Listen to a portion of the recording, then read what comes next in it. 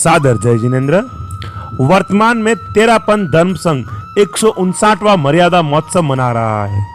मर्यादा महोत्सव के संदर्भ में कुछ रोचक तथ्य लेकर मारवाड़ आंचल आपके सामने प्रस्तुत है।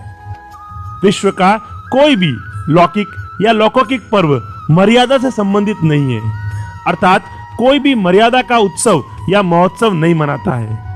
यह मर्यादा महोत्सव ही तेरापन धर्म संघ को एक अनूठी पहचान देता है।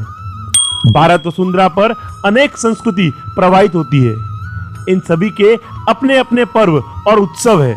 इन्हें सभी बड़े उत्साह से मनाते हैं। इन पर्व और संस्कृति हमें नई सोच और नए विचार प्रदान करती है।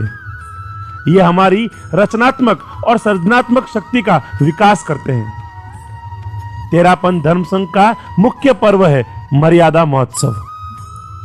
जैसे ही तेरापन धर्म संघ का नाम आता है, वैसे ही आचार्य श्री भिक्षु का बलिदान और त्यागमय जीवन की कहानी हमारे सामने आती है। आचार्य श्री भिक्षु ने स्थानकवासी संप्रदाय में श्री रघुनाथ जी के पास दीक्षा ग्रहण की थी। आचार्य श्री भिक्षु शुद्ध सादगी की साधना के सदा पक्षधार रहे।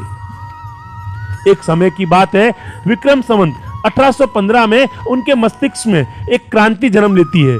साधु वर्ग में व्यापक आचार और विचार को लेकर जो शिथिलता पनप रही थी, उसके विरुद्ध में उन्होंने आचार्य श्री रघुनाथ जी को विनती कर इस विषय पर चिंतन किया। 2 वर्ष तक विचार विमर्श होते रहे, लेकिन कोई निर्णय नहीं निकलता है।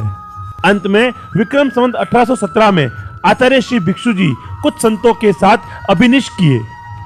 इस अभिनिष का बहुत जोर शोर से विरोध हुआ, लेकिन आचार्य श्री भिक्षु ने जैसे सत्य के सामने अपने प्राण को न्यौछावर करने का निश्चय ही कर लिया था। 15 वर्षों का उनका जीवन बहुत ही संघर्षपूर्ण रहा।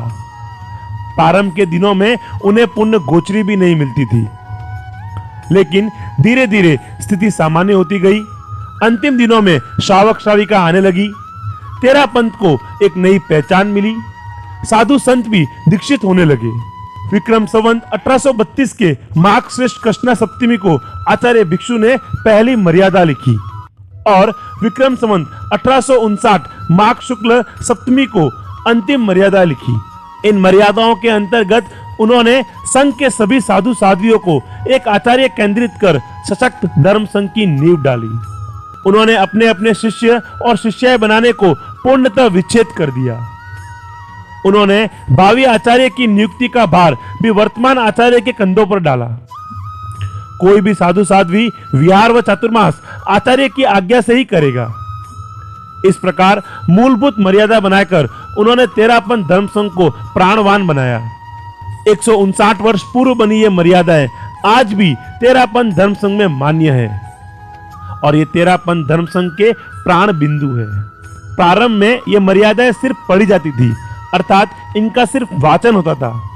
तेरापन धर्म संघ के चौथे आचार्य जयाचार्य, जिनके समय अनेक क्रांतिकारी कार्य हुए, उन्होंने इस दिवस को मनाने के लिए एक महोत्सव का रूप दे दिया और यह 3 दिनों तक मनाया जाने लगा।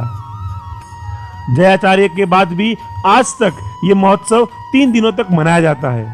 तेरापन धर्म संघ का प्राण बिंदु है यह मर्यादा पत्र, जो श्री आचार्य भिक्षु ने लिखा था और आज भी उसी पत्र का वाचन होता है। दूर दूर से साधु साध्वी व श्रावक श्राविकाएं सभी आचार्य के सानिध्य में पहुंचते हैं और आचार्य श्री के सानिध्य में इस महोत्सव का आनंद लेते हैं और उत्सव को मनाते हैं।